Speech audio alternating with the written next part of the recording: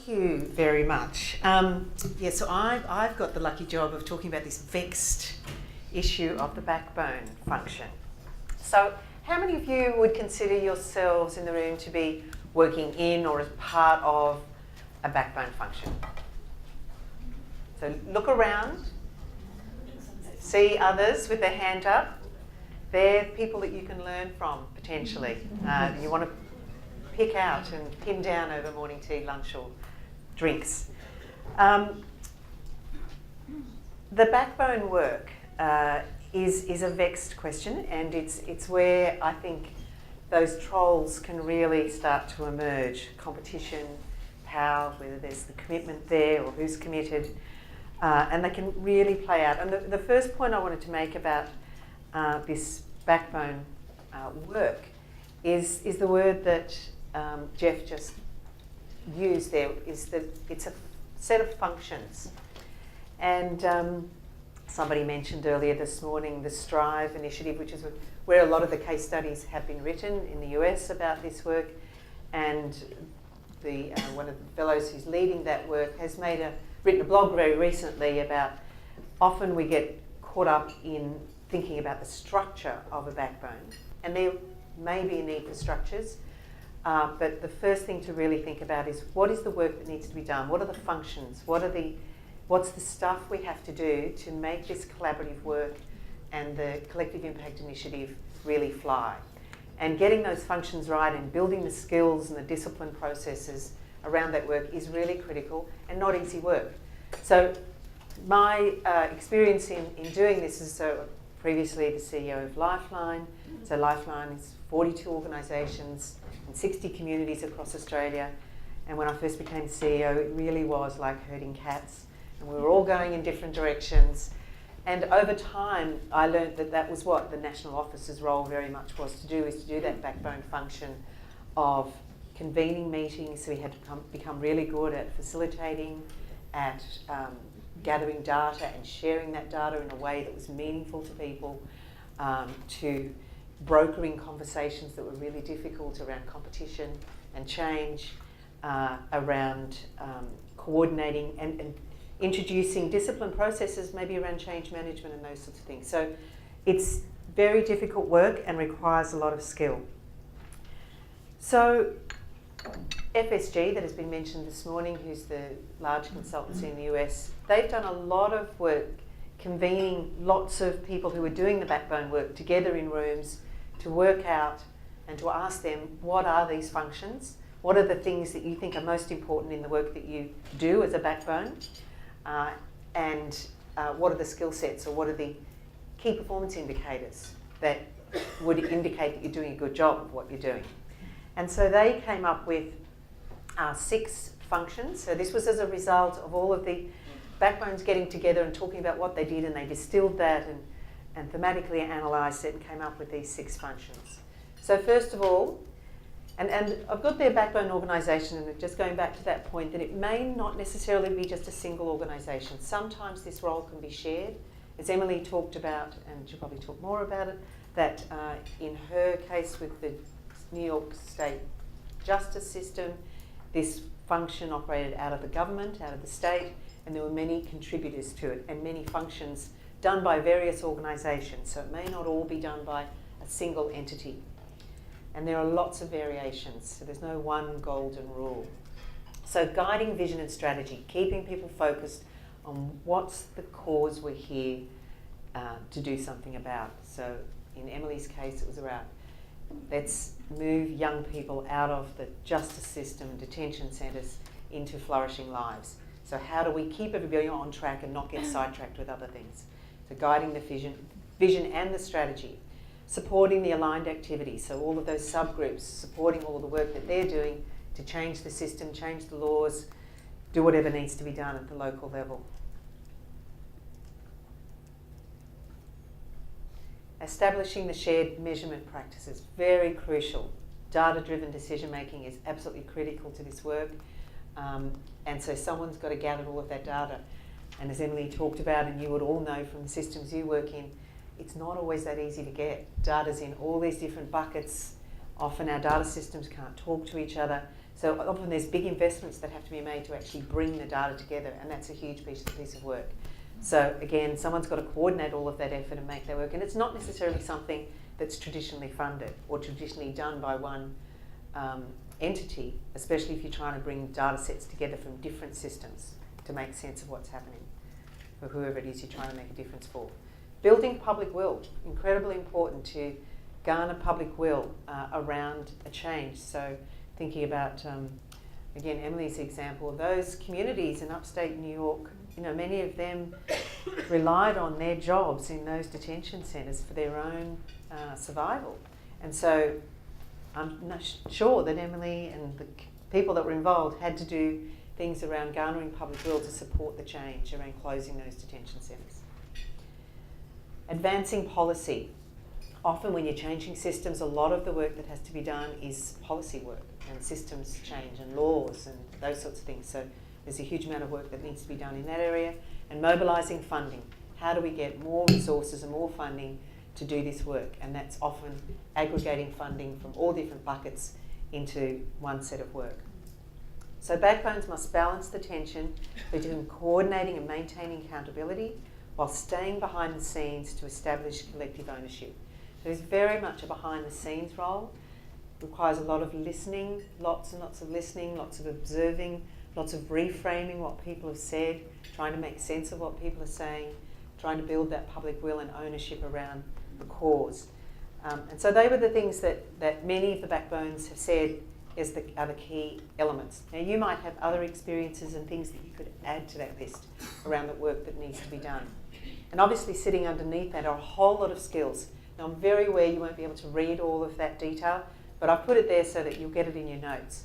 But the skills needed to this work, some of them are. And this comes from, adapted from the Collaborative Leadership Field book by David Crislop, who's written quite a bit about this.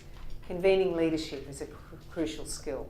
Being able to get people in the room regularly to keep talking, work through that common agenda, work through the muddy middle and the confusion that often reigns when you're in the middle of that. Being inclusive, remembering who should be in the room, the stakeholder communication and engagement skills that you need, huge skills in that area.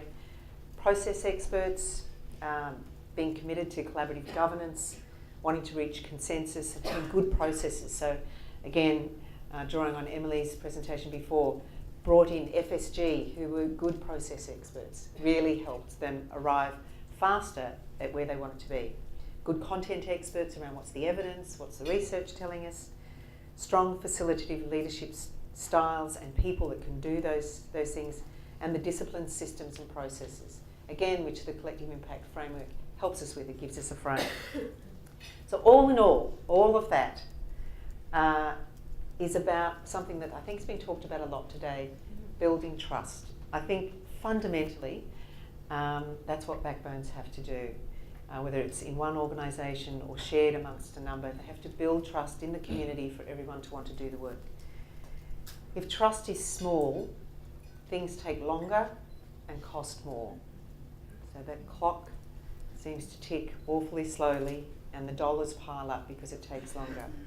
If you can grow trust, things can be sped up and it costs less, largely because it takes less time. So it's worthwhile investing in trust.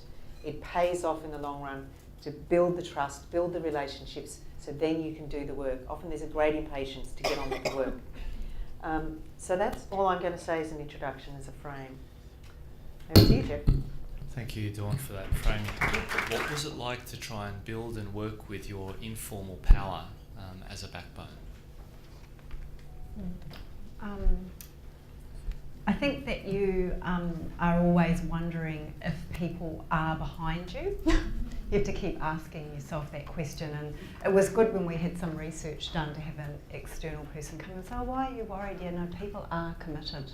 And I think that's because you're aware that it's informal power you're using, and that people can walk at any time. That's the reality. And so you proceed with confidence and creating a highly engaging, positive environment, but in the back of your mind, that reality is banging against your your head.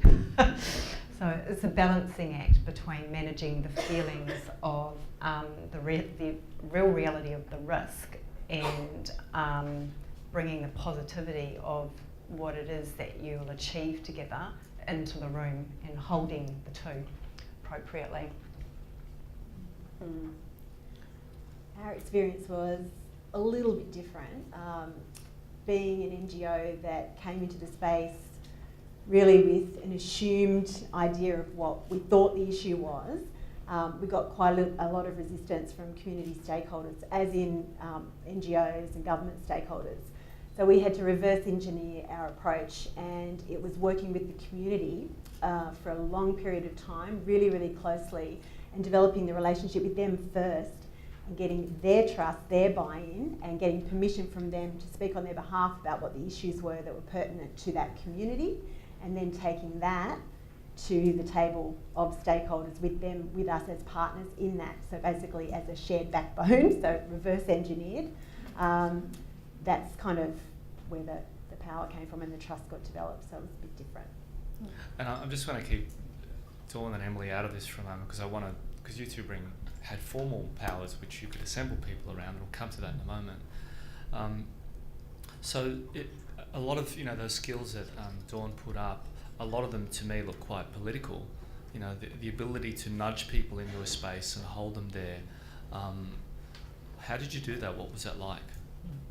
The Stronger Families Alliance started with a three-way partnership between myself representing local council, Mountains Community Resource Network representing the community sector, and a Families First project, which is now Families New South Wales. And so I guess the real risk I took personally was to get those three sectors together. And in doing that, one of the people was Mary Waterford, who some of you might know, who was the manager of Mountains Community Resource Network at the time, and she had a lot of power to tap people on the shoulder and say, come, and know how to pull people into the room. And then once people got into the room, I've got a love of process, so we combined the two together quite well there. So it was mixing our power, I think, that helped. For me, again, it was a little bit different. The process of the community engagement really unearthed the local community champions. So they became absolutely imperative in bringing people to the table. And with the stakeholders, well, prior to doing this work, I was actually employed by council. So I had a lot of strong relationships in that community. So I was able to have influence with certain stakeholders, not necessarily the executive officers or the CEOs, but a lot of the workers that were on the ground that had the ability to influence the key decision maker. And then it was also that process of the community's voice and unearthing what was really, really important to them.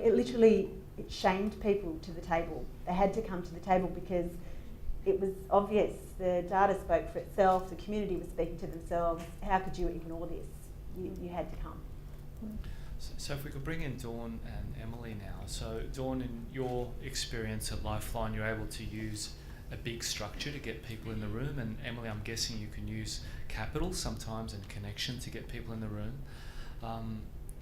What did you learn about the role of the backbone from those roles, from that kind of more formal power? Even though, yes, we did have formal power and there were some levers, there was still a strong sense amongst the centres of autonomy and independence. So we still needed to build the trust. And when we made the mistake, which we did make the mistake regularly, of trying to dictate a direction, we wouldn't get the buy-in. And people might say, yes, we're going to do it, but they actually didn't follow behind. So what we learned is that by everybody co-designing a solution and everybody inputting into the thinking around it, we got a better solution. We actually got a more enduring solution, and we got the buy-in and the support around the solution. So we learned that even though we had the formal power, it was more enduring, and the solution had a greater chance of success if everybody was engaged in it. in the design. I hear your answer, and I'm wondering about the people from government in the room, and whether that answer could be heard as, well, we have to act like we're equal, and that we don't, we're just the same as you. You weren't the same as everyone. No, we weren't the same, and we definitely had more information. Sometimes we had the resources, the funding to be able to do something. But certainly, so the big problem we were trying to solve was answering all of the calls. So that was one of the big problems we were trying to solve. But we didn't have all of the answers at the national office. So we had to engage regularly with the centres to work out what was the solution. And they had many of the answers. So a lot of the wisdom was out in the field. We didn't have the answers to everything. Well, thank you. Emily? So it's a pretty tough role to be the funder and have people actually, be honest with you, because organizations think that you want to hear what, they have this idea of what they think you want to hear, and they want to make the story sound really great and they want to make themselves look attractive, and this is both for government and nonprofit. And so getting to the truth is how you start building the trust. And we kept saying, don't tell us the rosied up story. We want to know the real story. There's no way we can help unless we start to really understand what your problems and challenges are. And that's not a traditional approach from a funder. And so it's taken, we just have to keep saying it over and over and over again. And so it sort of reduces that power dynamic where we come in and they just tell us what we want to hear, and we pat ourselves on the back for funding something that did a great job, when meanwhile, it just is perpetuating the problem. So in the case of when we first started to do our strategic planning work and we formed the steering committee, we were not on the steering committee. I completely stepped back and didn't play an active role in that. But what I learned after the original visioning process is that they really wanted me to come in and be part of the backbone group, because I did add that sort of credibility and neutrality, that it meant the backbone group wasn't just an offshoot of the governor's office or the administration. And I'm not shy, and I speak up when I see something's missing, and I'm always raising my hand and saying, well, did we ask the kids in the facility what they think? Did we bring in the victims group? Did we bring in the youth and families advocates? Did the data person really get to tell the whole story? Did we rush through that? And so I kind of just try to represent everybody and never represent the foundation there. And they've found that to be a really valuable role for me to play, and so I've continued to do so, but I will leave when they tell me they don't want me in the room anymore. I don't know if I answered your question. You're prompting me to the next question, so thank you. Because you've used the word role so many times, and I guess my next question to the panel is, how did you think of your role? So often we've seen in collaborative work that people turn up and they're actually just doing the same thing they were doing before, which is advocating for their own subsystem. This is a new role, particularly as a backbone, where I need to represent people who've put me there, but also represent this new collective, and that can come in conflict, those two roles. Had you thought about your role and how you conceived it, and how did you manage those two things? Well, I'll just say something really quickly first, which is that the kind of the rule really for our engagement was you check your personal agenda at the door, and when you come into the room, you're all working towards the common vision. We all know we have things we care about that we keep us up at night, whatever. But this was an area where we were all coming together to talk about juvenile justice and what's best for youth and communities. And so even though there are things that you might be against that come up, if it's for the good of the group, it doesn't. You have to take that hat off and put on the hat of the collective when you walk in the room. And I think if it didn't go anywhere, that people wouldn't continue to come. But the results speak for themselves, so that people start to, buy into the model and take on that new role. And I hear advocates now representing our backbone organization out in the community, And that's very powerful for the people that they're serving as well, to understand that there is a state group that's paying attention to their issues, and that I'm their access point. So I think those your individual role of who you represent, but also your role as part of the collective, have to work hand in hand. It can be very, very effective. So that sounds quite fortunate that people, at least over time, are able to leave some of their own stuff at the door. Or maybe some of you have experiences where maybe the whole room has experiences of that where that doesn't happen, and you have to keep on going. Oh, it's hard. It's really hard. So for me, the approach that I took was very much a facilitating partner role.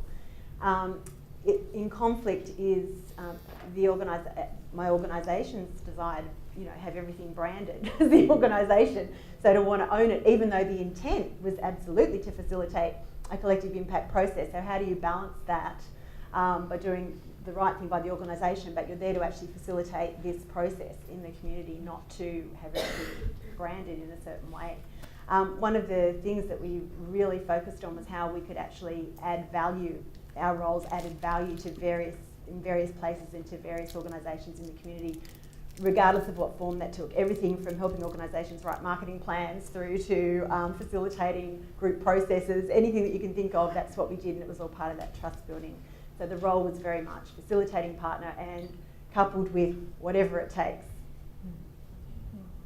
Yeah, I started off very much seeing myself as the facilitator of the process and designing a process that helped people see the system that they were in and to step up to taking responsibility for creating the best system possible for children, families and communities in the Blue Mountains, in reference to the evidence base about what children and families, what helps them thrive. And what I was surprised as the initiative started to creep up in years and time was how many other different roles emerged for me to play. The role becomes to do what's required. And one of the interesting parts of the work is that the job description changes every, I'd say, year to 18 months, but sometimes more rapidly.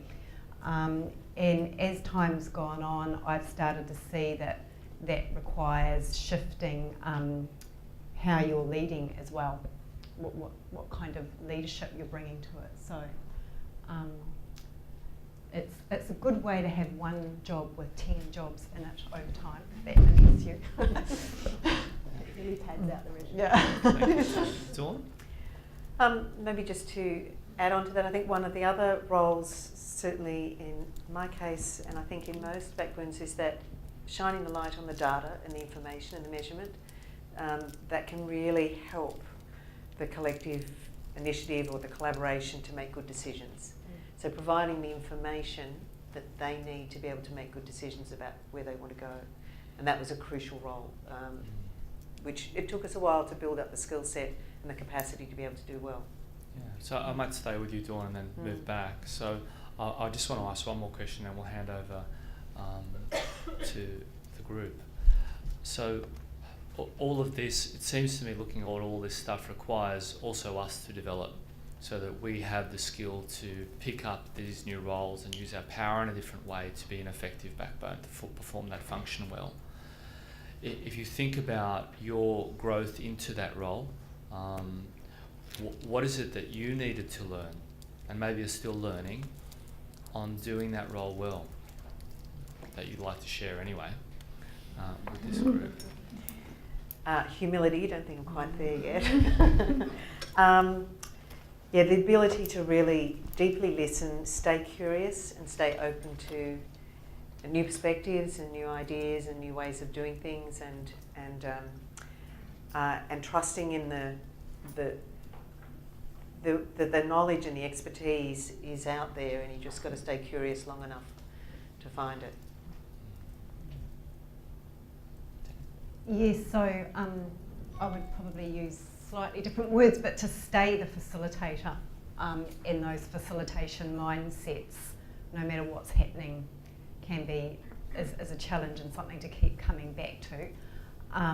And I think it's about maintaining a willingness to learn and aspire to get good at the different functions that arise along the way, and not to have prejudices about, I don't really want to learn. I feel a bit cold on that aspect of it, because once you dive into what you need to learn next, it's always interesting.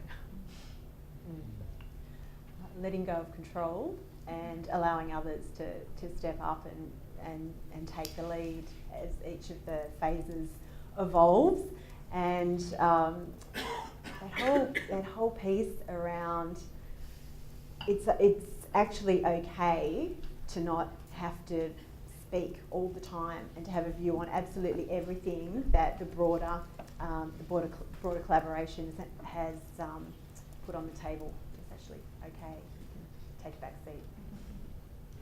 Well, all of those things you guys said, plus, I mean, for me, it was the balance between a sense of urgency and impatience, and balancing that with the long-term view. So, really trying to define the things that we can do now that have to be done right away, and to be nimble about that and really proactive. And then the other things that you really have to step back, respect the process, be bought in for the long term. I think the tension between those things can be very difficult, and you usually have people in any collective who fall on either end of the scale. So sort of being the one that falls in the middle and hears everybody and brokers those relationships and makes those who feel that urgent need to get things done and do it now,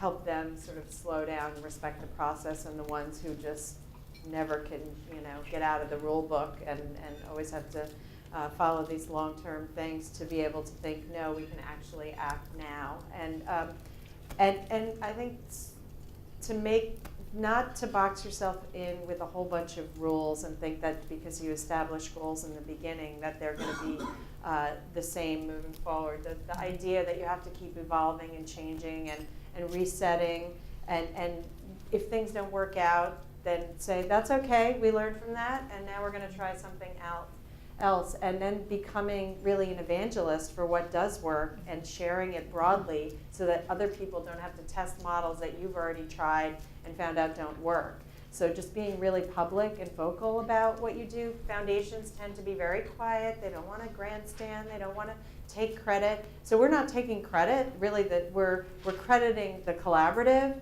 but we have we have more of a public voice than really, particularly youth and families have. So we feel like we have to create an opportunity for those groups and parts of the group that are, have less of a platform than we do. So it forced us into a public role that we didn't anticipate when we first got into this work. So what I'm hearing is respecting difference, facilitating others, shutting up every now and then, being patient, being fluid in roles and our behaviour. So that's pretty easy. The walking path. Yeah. We should just wrap up. We could just wrap up. Okay. Where my bruises. Let's go to general questions.